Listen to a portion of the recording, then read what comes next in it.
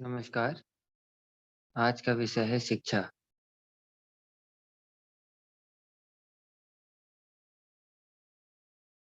जो श्री पी.आर. सरकार, प्रभात रंजन सरकार की पुस्तक कर्णिका में प्राउत से लिया गया है।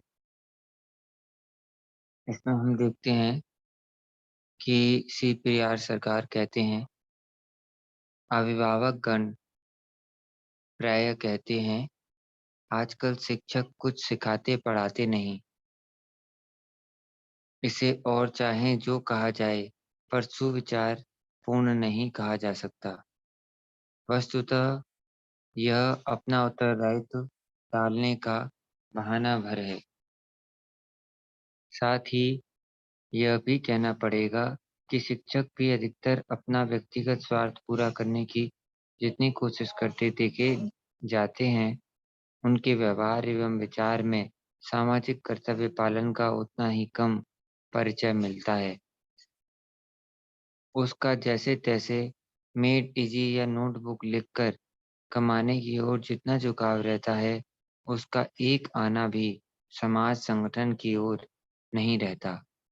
जिस तरह अशिक्षित या अर्धशिक्षित अभिभावक अपने बच्चों को गाली देकर मारते हैं, अनेक बार शिक्षकों का व्यवहार उनसे भी गया बीता होता है। मनोविज्ञान की पुस्तकें पढ़कर भी वे अनेक बार शिशु के मन पर क्लेश पहुँचाने वाली, मन को चूर-चूर कर देने वाली बातें बोलते हैं। ऐसे शिक्षक भी बहुत मिलेंगे जो शिशु की जाति, उसके पिता के पेशे आदि का उल्लेख करके बच्चों के मन को व्यथित कर देते हैं। हल छोड़कर कलम धरने क्यों आया है? जाओ जाकर बाप के साथ चाक चलाओ। अनेक शिक्षकों के मुँह से कई बार इस तरह की बातें निकलती हैं। बच्चा यदि देखने में कुरूप हो, तो बहुत से शिक्षक नाक भौं सिकोड़ कर कहते हैं, देखने में जैसे खूबसूरत हो वैसी ही बुद्धि भी पाई है। मारना या और दूसरी तरह की शारीरिक यातना देने की बात तो छोड़ ही दीजिए। बहुत से शिक्षक आज भी केवल डरा-धमका कर पढ़ाते हैं। दुर्भाग्य से ऐसे शिक्षक यदि बीमार होने के कारण स्कूल नहीं आ पाते, तो लड़कों की खुशी का ठिकाना नहीं रहता। कितने शिक्षक हैं जो छात्रों में ज्ञान की भूख जगाने की कोशिश करते हैं। शिक्षा व्यवस्था को अर्थकारी कहकर दोष देकर अपने उत्तरदायित्व से क्या वे बच सकते हैं? अर्थकारी शिक्षा क्या शिक्षा नहीं है? उसमें क्या ज्ञानार्जन का सुयोग नहीं है? उसमें क्या कल्याण का बीज नहीं है? इसलिए कहना पड़ता है कि 200-300 लड़कों में से किस पर ध्यान दिया जाए? यह कहकर शिक्षक अपनी जिम्मेदारी को चुटकी बजाकर उड़ा नहीं दे सकते। ज्ञानार्जन सामाजिक जीवन के लिए संयम एवं मिलित प्रयास के लिए आवश्यक शिक्षा तो शिक्षकों को ही देनी है। तब नैतिकता तथा शिक्षा के उत्तरदायित्व का अधिकांश भार माता-पिता को ही लेना होगा। अधार्मिक तथा नीति विरोधी माता-पिता की संतान को सद्बुद्धि संपन्न नागरिक बनाने का उत्तरदायित्व समूचे समाज को लेना होगा। यदि हो सके तो ऐसी संतान को माता-पिता के दूषित परिवेश से हटाकर दूर रखना होगा। माता-पिता के उत्तरदायित्व के संबंध में कुछ अधिक कहने के पहले शिक्षकों के संबंध में और भी 2-1 बातें कहने की आवश्यकता है। पहली बात है शिक्षक निर्वाचन में सतर्कता। उपयुक्त शैक्षणिक डिप्लोमा या डिग्री रहने से ही किसी को शिक्षक बनने का अधिकार नहीं हो जाता। उन उनमें चारित्रिक दृढ़ता, धर्मनिष्ठा, समाज सेवा, निस्वार्थ भाव, व्यक्तित्व और नेतृत्व का गुण होना ही चाहिए। शिक्षक है समाज गुरु, इसलिए जिस किसी को भी शिक्षक के रूप में मान लेना यह बात किसी प्रकार योग्य नहीं होगी। शिक्षक के पद की गरिमा जितनी अधिक है, उनकी योग्यता का मापदंड भी उतने ही ऊंचे स्तर का होना चाहिए। समाज में आजकल ऐसे बहुत लोग हैं जो भूखे या आधा पेट खाने वाले शिक्षकों को प्राचीन भारत के तपोवन के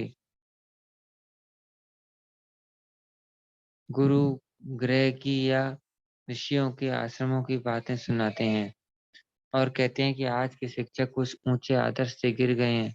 शिक्षकों को वह आदर्श नए रूप में ग्रहण करना चाहिए, पर वे भूल जाते हैं कि बड़ी लंबी चौड़ी बातों से आदमी के पेट की ज्वाला नहीं मिट सकती। अन्न चिंता चमत्कार, जिनको भरपेट खाना भी नहीं मिल पाता, ऐसे शिक्षक यदि 4-5 घरों में ट्यूशन करें और इसलिए अधिक थकावट के कारण उनसे बच्चों के मानसिक संगठन के उत्तरदायित्व का ठीक तौर पर निर्वाह न हो सके तो क्या यह दोष शिक्षकों का ही है? नहीं, इसमें शिक्षकों का लेश मात्र भी दोष नहीं है। संसार में ऐसे अनेक देश हैं जहाँ किसी धनी आदमी का कुत्ता महीने में जितने रुपए का केवल मांस खाता है, शिक्षक को उससे भी कम वेतन मिलता है। ऐसी अवस्था में ऐसे शिक्षकों से समाज के प्रति जागरूक रहने की आवश्यकता की जा सकती है। सब देशों में न्याय और शासन विभाग के कर्मचारियों को जिस दर से वेतन दिया जाता है, उससे अधिक नहीं तो कम से कम उस दर से शिक्षकों का वेतन अवश्य निर्धारित किया जाना चाहिए। यह बात याद रखनी चाहिए कि तपोवन के ऋषि यह गुरु प्राचीन भारत की राजशक्ति से नियम पूर्वक देवोत्तर ब्रह्मोत्तर संपत्ति तथा दक्षिणा पाते थे। घर घर में घूमकर ट्यूशन करके उनकी अपने परिवार का प्रतिपालन नहीं करना पड़ता था। उनकी अन्य समस्या के समाधान का पूरा भार राजशक्ति पर था।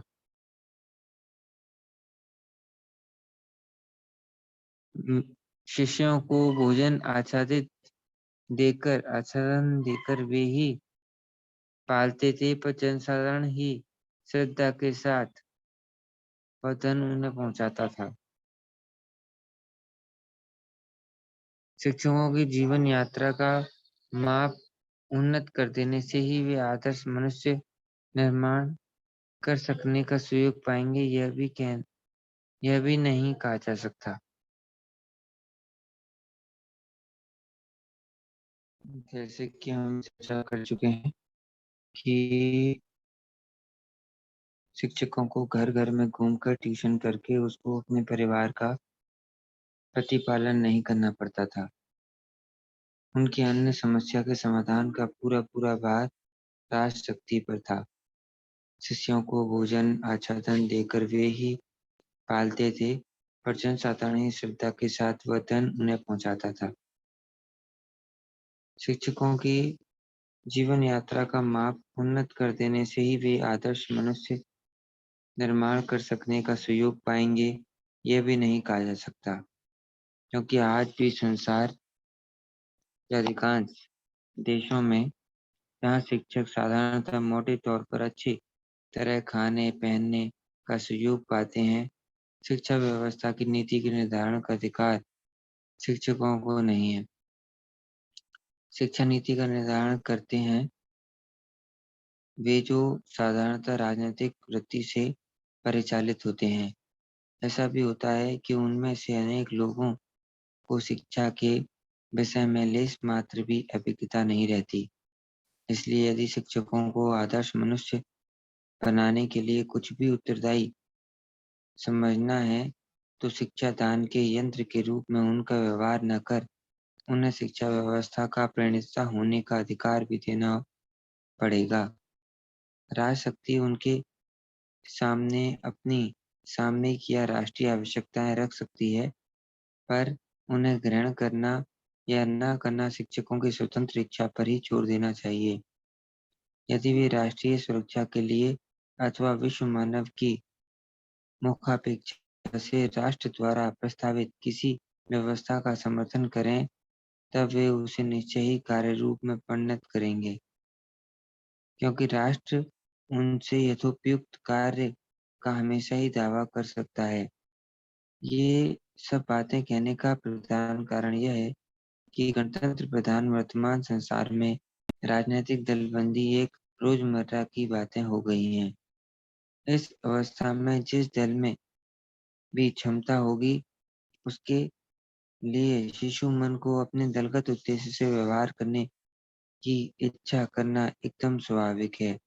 किंतु शिक्षकों का काम तो उन राजनीतिक दलों की सदिच्छा का मुंह ताकने से चलेगा नहीं। उन्हें तो हमेशा बृहत्तर आदर्श को लक्ष्य कर काम करते चलना होगा। विद्यालयों के अधिकार क्षेत्र में किसी अशिक्षक को शिक्षा संबंधी विषयों में हस्तक्षेप करने का अधिकार नहीं दिया जा सकता। यह तो हुआ शिक्षा संबंधी नीति निर्धारण के अधिकार के विषय में, पर बात यही समाप्त नहीं होती। विद्यालयों के संचालन के क्षेत्र में भी बहुत से देशों में यह देखा जाता है कि केवल आर्थिक कारण से ऐसे अनेक लोगों को संचालन समितियों में लिया जाता है या गुरुत्वपूर्ण पदों पर रखा जाता है, जिन्हें प्रचलित भाषा के में मूर्ख छोड़कर और कुछ नहीं समझा जा सकता। उनकी एकमात्र योग्यता होती है उनका अर्थबल। तब ऐसी बात ऐसे ही देशों में होती है जहाँ चाहे जिस कारण से भी हो, पर शिक्षा व्यवस्था की जवाबदेही राष्ट्र ग्रहण नहीं कर सका है। वे धनी स्कूल परिचालक शिक्षित शिक्षकों को बहुधा अपना कृपापात्र समझते हैं। ऐसे लोग अपनी बुद्धिहीन संतान को परीक्षा में उत्तीर्ण कराने के लिए शिक्षकों पर दबाव डालने में भी नहीं हिचकते। शिक्षा व्यवस्था में अनावश्यक हस्तक्षेप करते हैं। बच्चों पर शासन करने से शिक्षक पर आंखें लाल पीली करते हैं। यह अवस्था कभी भी वांछनीय नहीं कही जा सकती।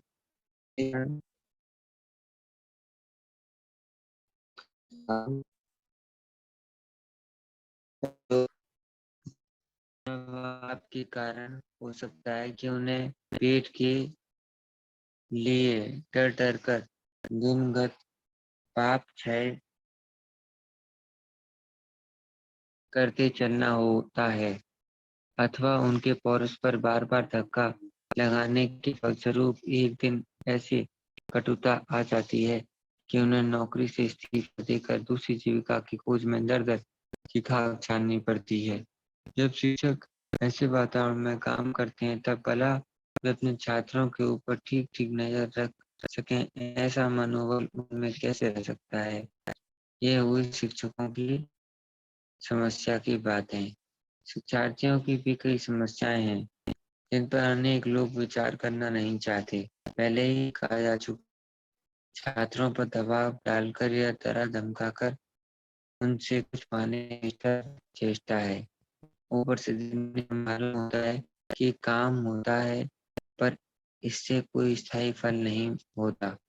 माँ बाप या शिक्षक के डर से लड़का जो कुछ भी सीखता है, भय का कारण हट जाते ही सीखा हुआ भी सब छूमंतर हो जाता है, क्योंकि वह इच्छा और वह भय दोनों अंगांगी भाव से संबंध होने के कारण भय हट जाने के साथ ही साथ शिक्षक ध्यान की स्फूर्तर भाग से हट जाता है।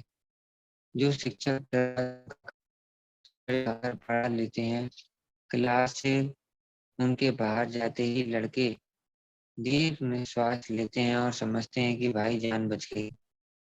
लड़के ऐसे शिक्षकों के भय से कड़ी मेहनत करके जो भी कुछ कंठस्थ करते हैं, कुछ ही घंटों में सब लीपापोत कर बराबर कर देते हैं। परीक्षा के डर से लड़के मन पर चोट देकर जब पढ़ते हैं, तब ऐसा मालूम होता है कि 10 दिन का कार्य 1 घंटे में हो जाता है। परीक्षा का डंडा सिर पर से उतरते ही एक बार फुटबॉल के मैदान या सिनेमा हाउस से आते ही उन्हें मालूम होता है, अनजाने ही उनका पढ़ा लिखा सब या तो फुटबॉल के शौकीन हो गया या जिंदगी के चरणों में दक्षिणा में समर्पित हो गया है। क्योंकि भय का कारण उपस्थित नहीं था, डरा धमकाकर पढ़ाने लिखाने का दुष्परिणाम अनेक देशों के लोगों को भुगतना पड़ रहा है। शिक्षित व्यक्ति विद्यालय विश्वविद्यालय 4 दीवारी पार कर कर्म क्षेत्र में प्रवेश करते ही अपनी शिक्षागत योग्यता का अधिकांश भाग वहीं गुरुजी को दक्षिणा में दे जाते हैं। ऐसे लोगों की विद्या का यदि मूल्यांकन करना हो तो कहना पड़ेगा कि इनका समय, सामर्थ्य, परिश्रम का अधिकांश मूल्यहीन या व्यर्थ हो गया। इसलिए कहता हूँ कि डरा धमकाकर पढ़ाने लिखाने की चेष्टा करने से काम नहीं चल सका। पढ़ने के लिए ज्ञान की भूख जगानी होगी और उसके साथ ज्ञान की भूख मिटने की व्यवस्था के रूप में यथोपयुक्त शिक्षा देनी होगी। इसी से शिक्षा की सार्थकता है। तभी वह शिक्षा छात्रों के शरीर, मन और आदर्श का सम्यक रूप से गठन कर सकेगी। शिशुओं के मन का झुकाव खेलने कूदने की ओर सबसे अधिक रहता है। इसलिए खेल-कूद के माध्यम से ही उनकी ज्ञान तृष्णा जगानी चाहिए। खेल-कूद के माध्यम से ही उन्हें शिक्षा देनी होगी। शिशु के मन में कहानी से का भी चाव होता है। कहानी के माध्यम से उसे सहज भाव से देश-विदेश का इतिहास, भूगोल सिखाया जा सकता है। विश्व को अपना बना लेने की साधना का क, ख, ग इसी प्रकार सिखाया जा सकता है। वह मन में कूद और कहानी दोनों की ओर समान भाव से झुकाव रहता है। इसलिए उनके मन में इन दोनों का सहयोग समान भाव से लेना होगा। किशोर के मन में भविष्य का स्वप्न अंकुरित होना शुरू होता है। इसलिए किसी तरह की संकीर्णता को प्रश्रय न देकर उन्हें आत्मवाद के माध्यम से शिक्षा देना उचित होगा। युवकों के मन कुछ वास्तविकता की ओर अग्रसर होने लगते हैं, इसलिए वहाँ केवल कुछ विशेष काम नहीं कर सकेगा। उनकी शिक्षा के लिए वास्तविकता या सम्मिश्रण करना ही होगा। शिक्षकों को ध्यान रखना होगा कि शिशु, बाल, किशोर, युवा या वृद्ध शिक्षार्थी चाहे किसी उम्र का क्यों न हो, उनके सामने विभिन्न आयु के शिशु ही हैं और वे शिक्षक भी उन शिशु हैं। अपने को उनसे दूर हटा कर रखने से हमेशा कष्ट कल्पित गांभीर्य बनाकर रखने से चाहे और कुछ हो, पर प्रेम का संपर्क स्थापित नहीं हो सकता। प्रेम संपर्क के बिना भावों का यथोचित रूप से आदान प्रदान कभी भी संभव नहीं है। प्रेम संबंध के अभाव के कारण ही अनेक लड़के कड़े शिक्षकों या प्रहारपटु माता पिता को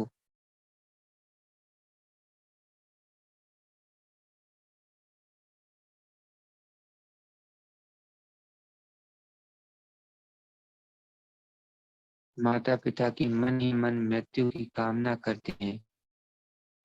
स्वाधीनता प्राप्ति के बाद ही बहुत से देशों में शिक्षा व्यवस्था को राष्ट्रीयता के सांचे में डालने का प्रयास देखा जाता है। ऐसे किसी प्रयास की सार्थकता कितनी है, इस विषय में विचार न करते हुए भी यह तो निसंदेह कहा जा सकता है कि उसमें यदि छात्रों की आवश्यकता समझने की चेष्टा न रहे, तो हो सकता है कि वह राष्ट्रीय शिक्षा हो, पर वह मानव शिक्षा नहीं मानी जा सकती। प्रादेशिकता या सांप्रदायिकता के समान राष्ट्रीय भी शिशु मन पर आघात करती है। इससे उसकी स्वच्छ विचार बुद्धि बहुत कुछ नष्ट हो जाती है। हमारे देश की अच्छी हैं पर दूसरों से कुछ भी सीखना नहीं है, ऐसे मनोभाव भी कभी होता है। वेद में सब कुछ है। हम महापुरुष हमारे लिए जो समाज व्यवस्था बता गए हैं उसमें बाल बराबर भी अंतर नहीं हो सकता और सब स्वयं ईश्वरीय वाणी है। हमारी रामायण महाभारत पढ़कर यमुक देश ने हवाई जहाज बनाना सीखा। ऐसी बातें छात्रों के मन में राष्ट्रीय सांप्रदायिक स्थिरता इंजेक्ट करने के ही परिणाम हैं। अत्यंत उग्र राष्ट्रीयता का भूत यदि शिक्षा व्यवस्था के प्रवक्ताओं के बैठेगा, यानी राष्ट्रीय विशेषता के नाम पर देश के छात्रों को बाकी दुनिया से अलग रखने की चेष्टा करते हैं। ऐसा स्मरण ये के पद पर उन्हें दूर करने की बदले अधिक मजबूत करने में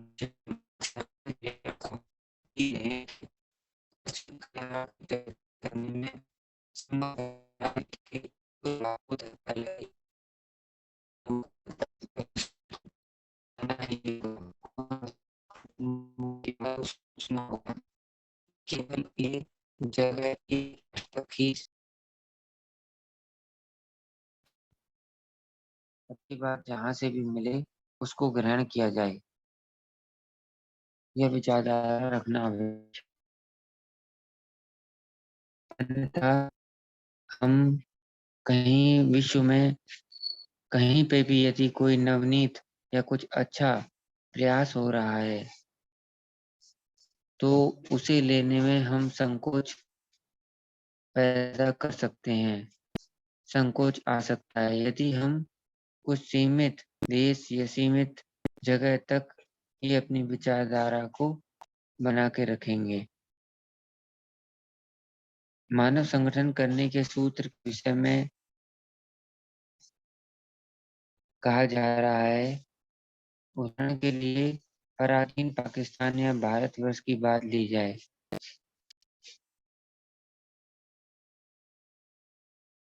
अंग्रेजी भाषा यदि समुद्र पार से आई थी तो भी भारत के विभिन्न आदिवासियों का इसी के माध्यम से परिचय हुआ था। उस समय भारत के छात्र साधारणतः मातृभाषा और अंग्रेजी सीखकर ही ज्ञान मंदिर की कुंजी पाने का अवसर पाते रहे।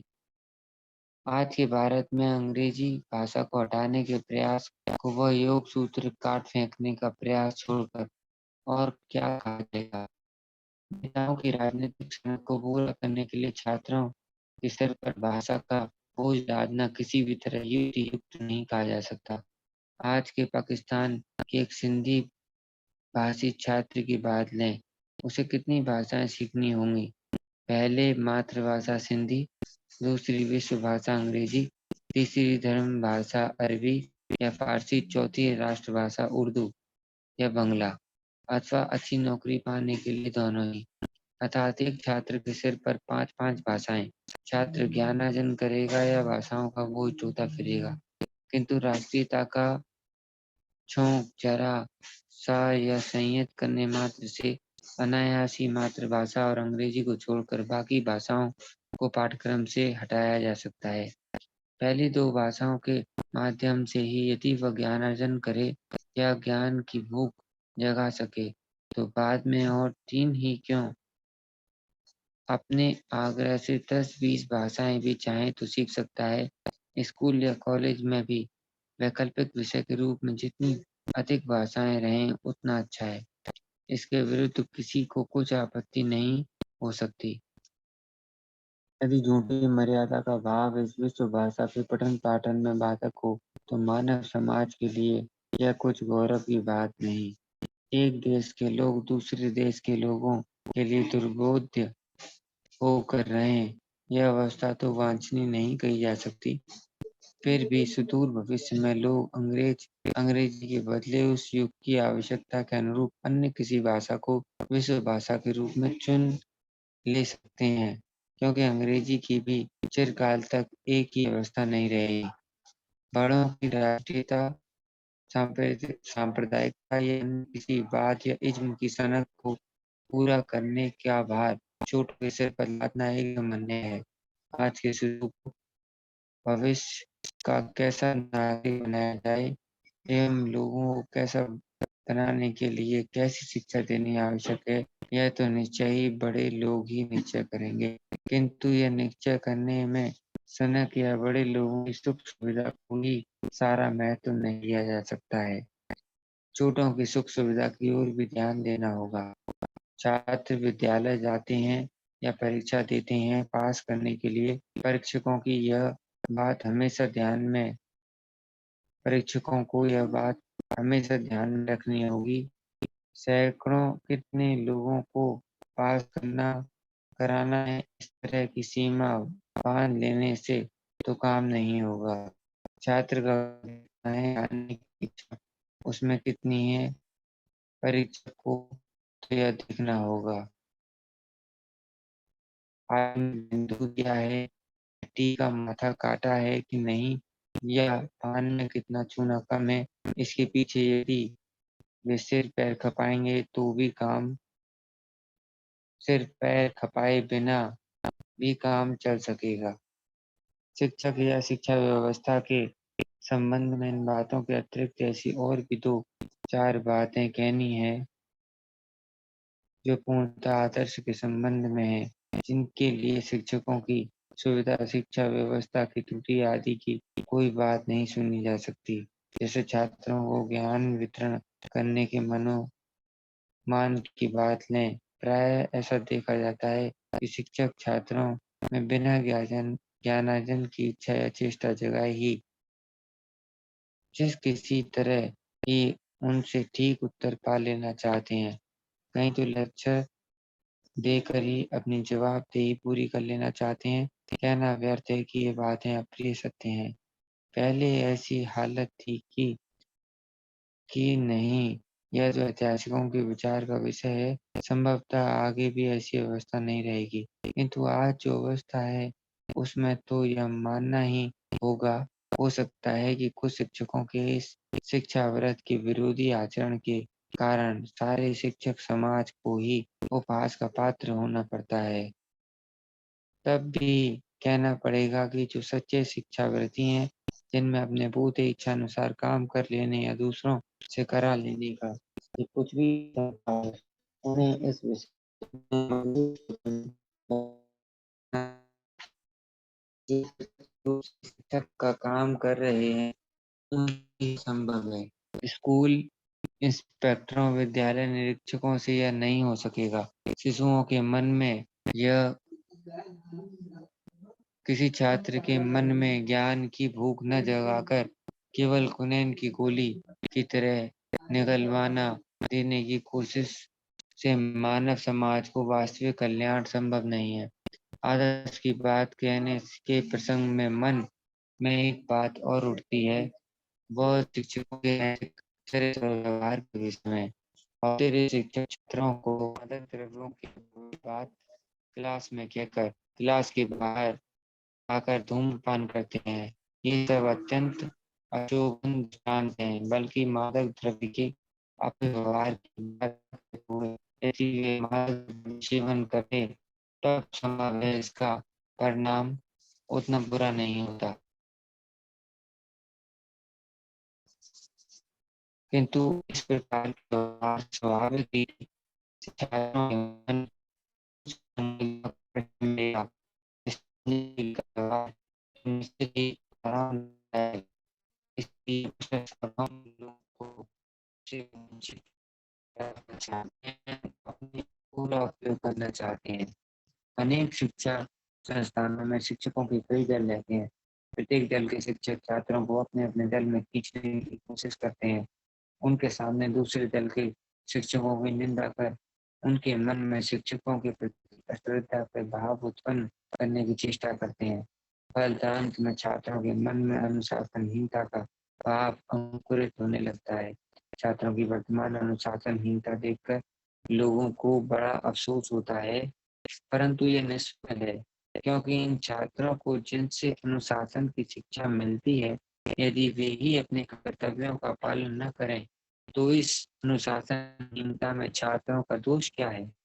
बहुतेरे शिक्षक या अध्यापक राजनीति में सक्रिय भाग लेते हैं और वे अपने बोलने वाले आदर्शवादी तरुण विद्यार्थियों को अपने व्यक्तिगत प्रभाव से अपना राजनीतिक उद्देश्य साधने के लिए यंत्र के रूप में काम में लाते हैं।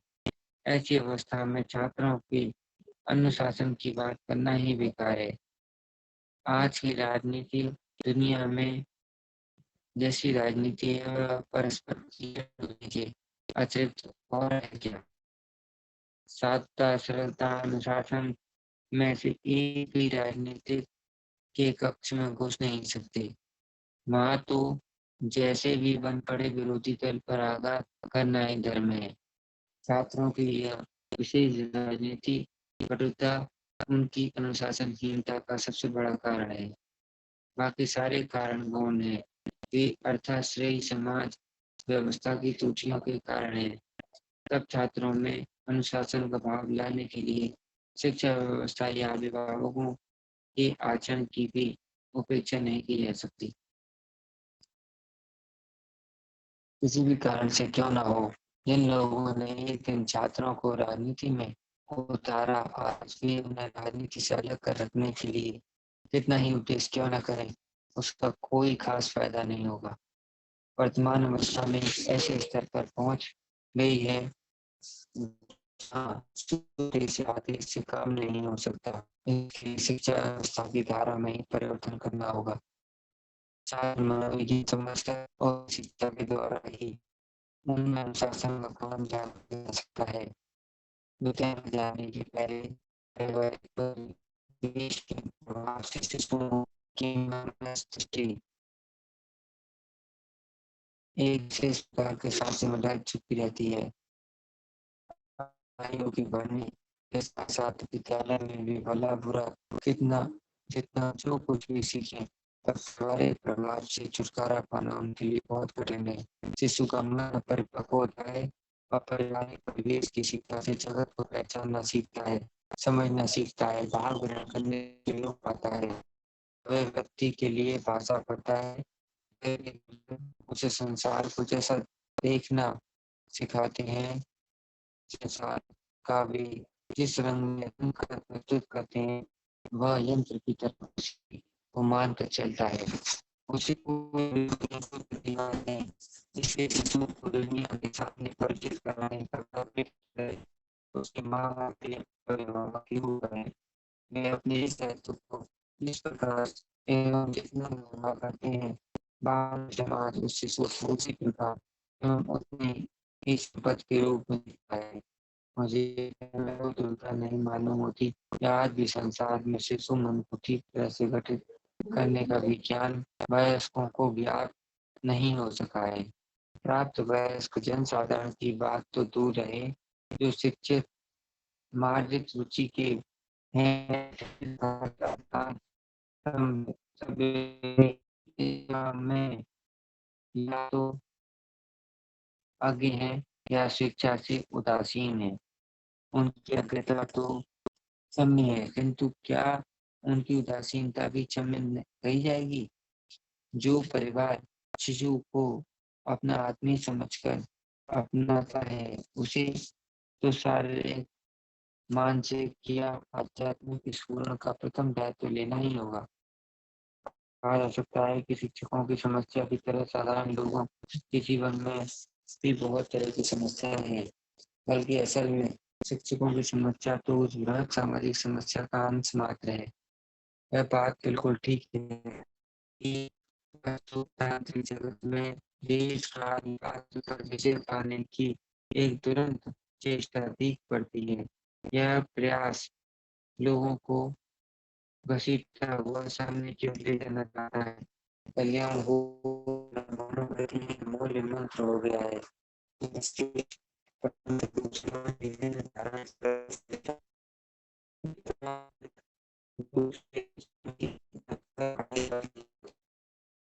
कोई तो जाती है और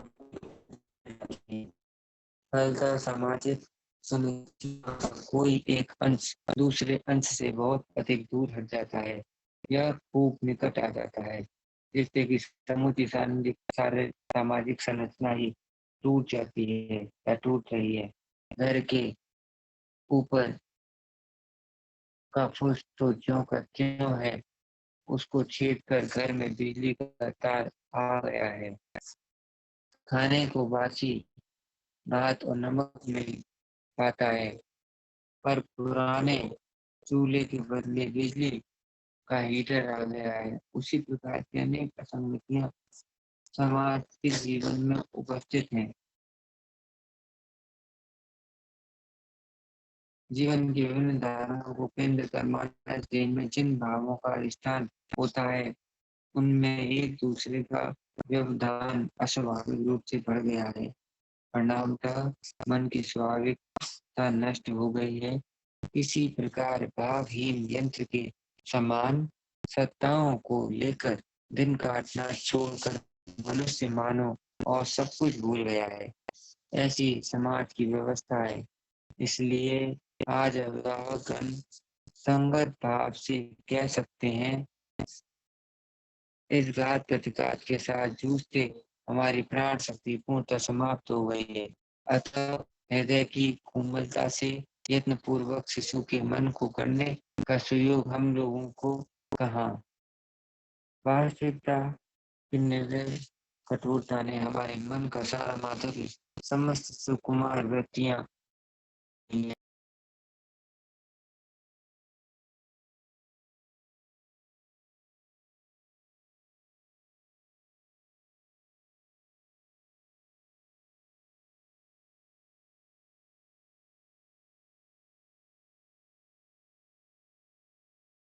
उनके लिए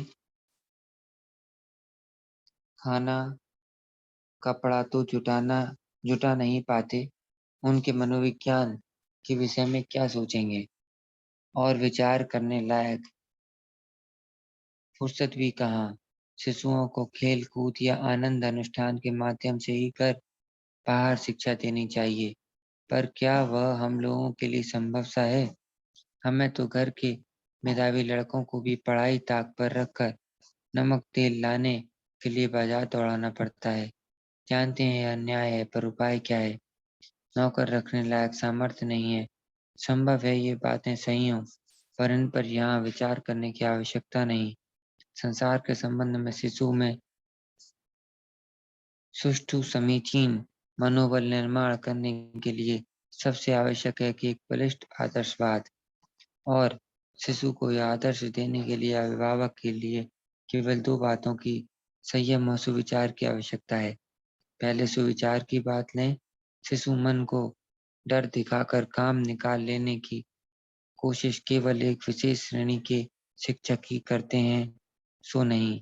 इस दृष्टि से घर के लोगों का दोष तो उनसे भी अधिक है। वे शिशु को भय दिखाते हैं, उसके सामने झूठ बोलते हैं, गाली गलौज, झगड़ा झाटी करते हैं, बच्चों को ठगते हैं, डांटते हैं। इतने पर भी चाहते हैं कि उनका बच्चा एक दिन समाज में गणमान्य हो, कुल का नाम ऊंचा करे। बच्चा सोना नहीं चाहता, दूध पीना नहीं चाहता तो उसे बुढ़िया, मकुआ, भूत का डर दिखाया जाता है। बच्चा तो निर्भीक होता है, पर उसके मन पर में विभीषिका पैदा कर दी जाती है। संभव है इससे अधिक अभिभावकों का कुछ सामयिक लाभ होता हो, किंतु बच्चों की जो क्षति होती है वह समूचे जीवन में पूरी नहीं की जा सकती। वही बच्चा जब शक्तिशाली युवक हो जाता है, उस समय भी उसके मन से बुढ़िया का डर निकल नहीं पाता। भूत मानो उसके मन में स्थायी रूप से घर बसा लेता है। अभिभावक कहीं बाहर दूसरी जगह जा रहे हों, कहीं नाटक सिनेमा देखने या किसी जलसे में या कहीं निमंत्रण में जा रहे हों, उसी समय यदि बच्चा भी जाने का हठ करे, तो लोग बेसिर पैर की झूठी बात करते हैं। बच्चे को किसी तरह बुलावा देकर बाहर निकलते हैं, और जब बच्चे को मालूम होता है कि उसे झूठ कहा गया है, तो वह भी झूठ बोलना सीखता है। इतना ही नहीं, मन की इच्छा या जो कुछ उसने किया हो, उसे अभिभावक से छिपाने के लिए धीरे-धीरे अधिकाधिक झूठ का आश्रय लेने लगता है। अभिभावकगण बच्चों को अनेक तरह से ठगने ठगते बहलाते हैं। मीठी चीज़ को तीता, भाग्य को अभाग्य कहकर बच्चों को उन वस्तुओं से दूर रखना चाहते हैं। किंतु मनुष्य की स्वाभाविक प्रवृत्ति के अनुसार जब बच्चा निषेध की दीवार फांदकर झाँक कर देखता है, तब उसे सच्चाई मालूम हो जाती है और वह समझने लगता है कि अब तक उसके अभिभावक उसे ठग रहे थे। तब वह अपने अभिभावक तथा सहपाठियों साथियों को भी ठगना शुरू करता है। अतः ऐसा मालूम होता है कि बच्चे झूठ बोलना या ठग विद्या क, ख, ग घर के बड़े लोगों से ही सीखते हैं। घर के बड़े लोगों में बहुत बार कई बातों को लेकर मतभेद हो जाया करता है। बहुत बार उनमें ऐसी सहिष्णु बुद्धि का अभाव दिख पड़ता है। दूसरों के मत की परवाह न कर हरेक अपना ही हाथ ऊपर रखना चाहता है और अनुचित जिद के कारण औचित्य ज्ञान खोकर निकृष्ट आचरण कर बैठता है। बच्चों के मन पर इसका मारात्मक प्रभाव पड़ता है। घर के लोगों से ही बच्चे जिद करना सीखते हैं। बच्चा जिसके पास अधिक रहता है, उसमें यदि हठ का भाव अधिक हो, तो वह अवसर पाकर बच्चे के मन में भी अधिकतर हठ दिख पड़ता है और वे बहुत दिनों तक उसे यह मानसिक व्याधि के रूप में वहन करना पड़ता है। जहाँ संभव हो बच्चे की अभिलाषा यदि वह अनुचित न हो पूरी कर देने से बच्चे को हठ करने का अवसर नहीं मिल सकेगा। घर के बड़े लोग सांसारिक दरिद्रता या दूसरे किसी कारण से जब मानसिक शक्ति खो बैठते हैं, तब वे प्राय ही कारण अकारण बच्चे बच्चियों को डांटते फटकारते मारते पीटते हैं। उनकी श्रद्धाहीनता पारिवारिक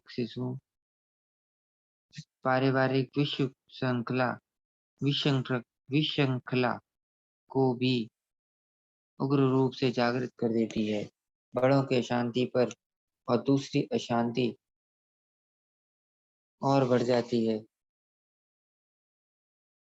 जिन अभिभावकों को मजदूर तथा छोटे कर्मचारियों को ठीक से खटाना पड़ता है, जैसे आपूर्ति, सप्लाई विभाग, पुलिस विभाग के मध्यम या उच्च पदस्थ अधिकारियों को वे प्राय ही मीठी बातें करना भूल सा जाते हैं।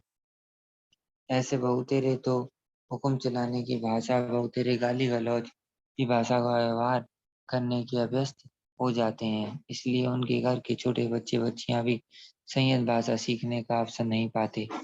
अपने मित्रों, बंधु-बांधवों में भी यह एक महामान्यता का सुपीरियरिटी कॉम्प्लेक्स भाव लिए रहते हैं। इसके लिए 4-5 लोगों के प्रेम भाव से एक सुंदर सामाजिक परिवेश निर्माण करना असंभव हो जाता है। अभिभावक लोग यह कहेंगे कि आज के समस्या बहुल युग में उन्हें इतने और ऐसे ऐसे धंधों में फंसा रहना पड़ता है कि उन्हें ध्यान हटाकर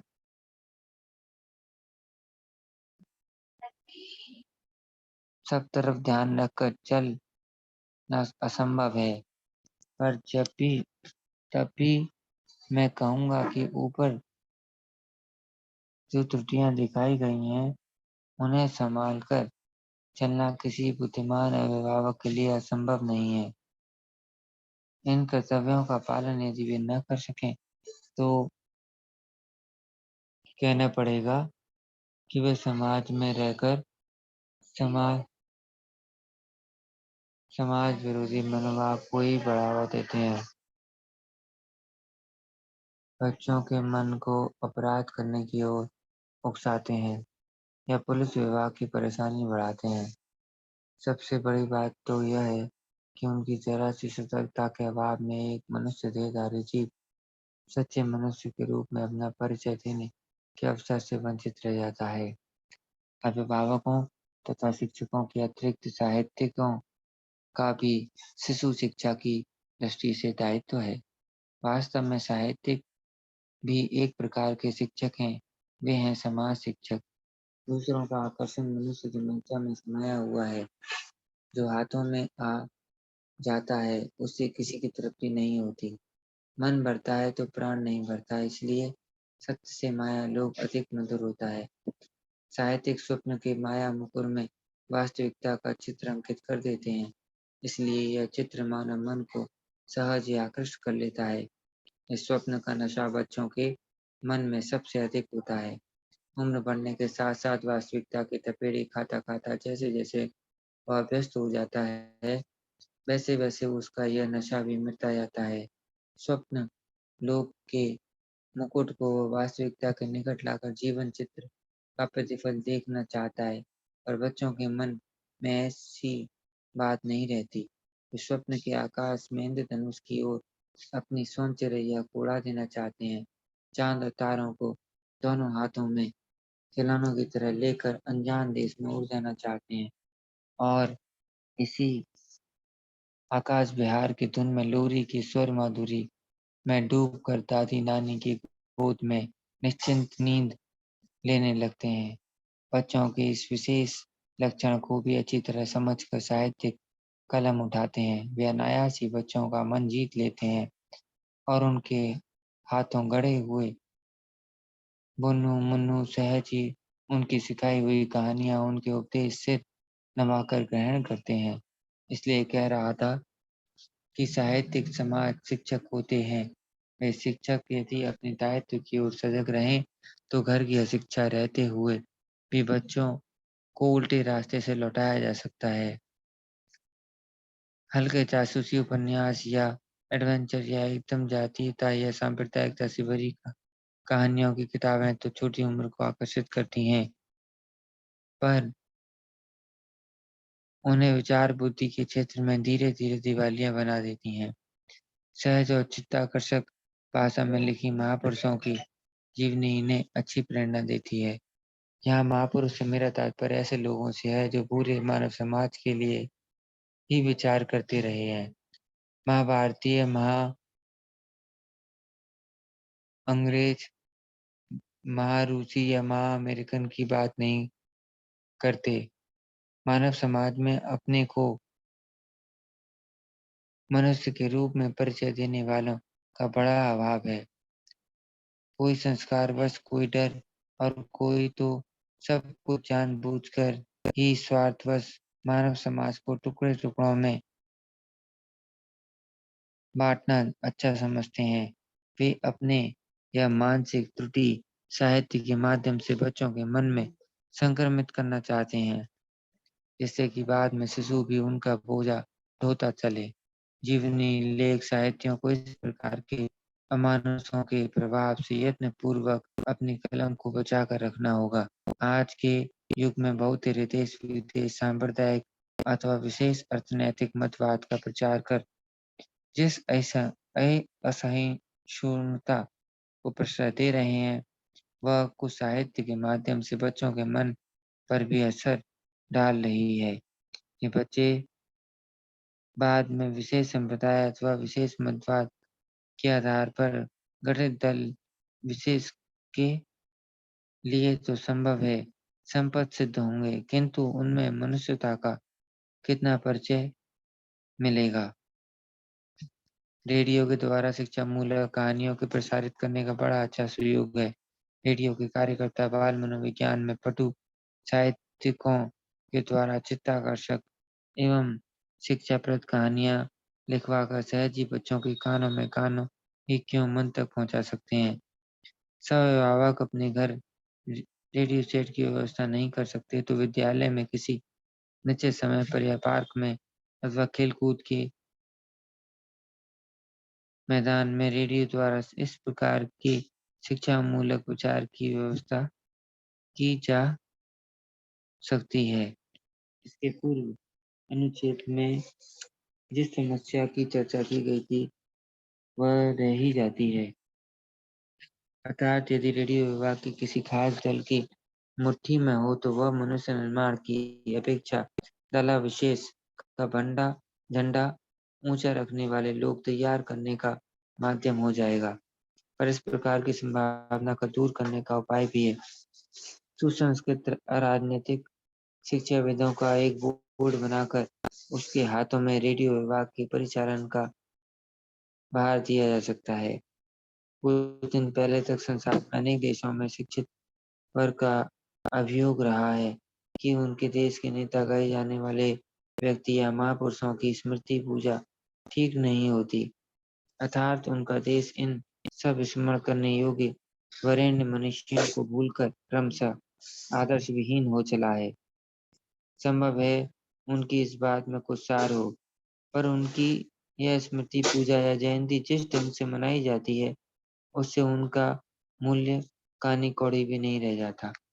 मोटा चंदा पाने की आशा से सभाओं का स्वाभाविक सभापतित्व करने के लिए साधारण कोई आदर्शहीन चोटा मल डाकूराम भटपरिया को चुना जाता है। वक्ताओं में एक के बाद दूसरे मार्जित साहित्य भाषा में गाल बजाते चले जाते हैं और वक्ता के अंत में प्राय सभी यही कहते हैं कि अमुक महापुरुष हम लोगों को जो अवदान दे गए हैं, उस पर नए सिरे से विचार करने का दिन आ गया है। केवल व्याख्यान देने या सुनने से ही हम लोगों का काम नहीं चलेगा, उन्हें कार्य रूप में परिणत करने से ही उनकी जयंती सार्थक होगी। व्याख्यान के बाद आस-पास के लोगों से कानाफूसी कर पूछते हैं, कैसा रहा? अर्थात वे भी आदर्श को व्यावहारिक रूप से उद्देश्य से नहीं बोल रहे थे प्रशंसा पाने के लिए। ये जयंतियाँ एकदम निस्सहार हैं, ऐसा भी मैं नहीं कहता, कहूँगा भी नहीं, परंतु यदि इन लोगों को दिवंगत मनीषी के आदर्श को सचमुच व्यावहारिक रूप देने की इच्छा हो तो उन्हें चाहिए कि वे व्याख्याताओं की वटुता में उस आदर्श को सीमित करने की अपेक्षा अनुष्ठान में ही उन्हें व्यापक भाव से साधारण जनता और विशेषकर बच्चों के सम्मुख प्रस्तुत करें। चित्र तथा नाटकों के द्वारा यह बात अच्छी तरह हो सकती है। रामायण की पुस्तक से चित्र रामायण अधिक चित्ताकर्षक होगा, शिक्षाप्रद भी होगा। जो लिखना पढ़ना नहीं जानते वे भी चित्र की भाषा समझ सकते हैं। चित्र के बाद नाटक की बात आती है। सुलिखित या सुंदर रूप से अभिनीत नाटक का प्रत्येक चरित्र जीवंत रूप से दर्शक को बोधगम्य होता है। प्रिय नेता, प्रिय मनीषी साधारण जनता और विशेषकर बच्चों के लिए प्रियतर होकर अपना संदेश देते हैं। वे अपने मन के गुप्त द्वार अर्गला खोलकर उसके उनसे भाव का अबोध लेन-देन करते हैं। इसलिए कह रहा था कि स्वाभाविक शिक्षा के प्रसार के लिए सुलिखित और अभिनीत नाटक का बहुत महत्वपूर्ण स्थान है। चाहे शिक्षार्थी किसी भी उम्र के क्यों न हों, आज सब उम्र के लोगों में सिनेमा के प्रति खूब रुचि है। अतः स्वभावतः सिनेमा विज्ञान की क्रमशः उन्नति होती जाएगी। सिनेमा के द्वारा जनसंपर्क की यह सुविधा शिक्षा के हेतु बड़ी सफलता के साथ काम में लाई जा सकती है।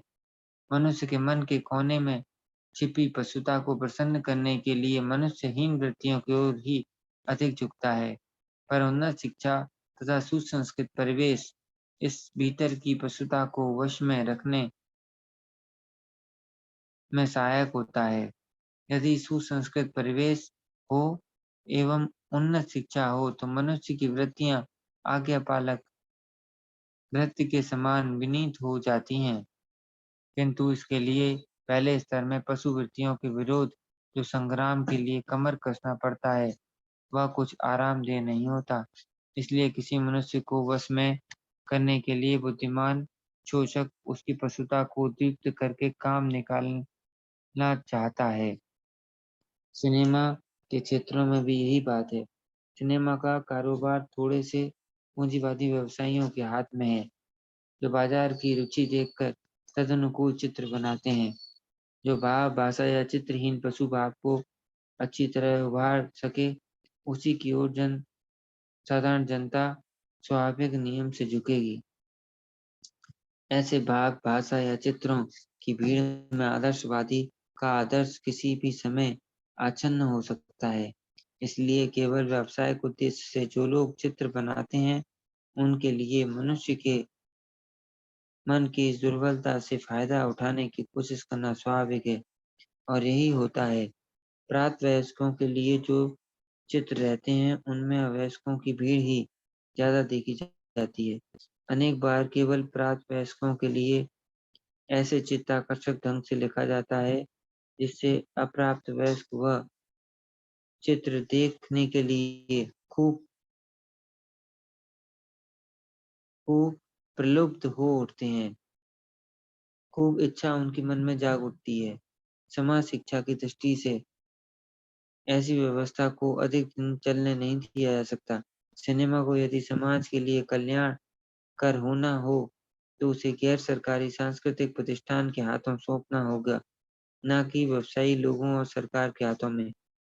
क्योंकि जिन देशों में सिनेमा प्रतिष्ठान सरकार के नियंत्रण में है, वहाँ शिक्षा प्रचार की अपेक्षा पार्टी के प्रचार के लिए सिनेमा का उपयोग करने की संभावना ही अधिक है। केवल प्रचार के लिए सिनेमा का उपयोग करने में एक और बड़ी असुविधा है। यदि मुख्य उद्देश्य प्रचार हो तो नाटक या साहित्य का कोई माधुर्य व्यंजित नहीं होगा। होगा केवल मुँह से भोंपू लगाकर जोर-जोर से बोला हुआ पार्टी प्रचार मात्र।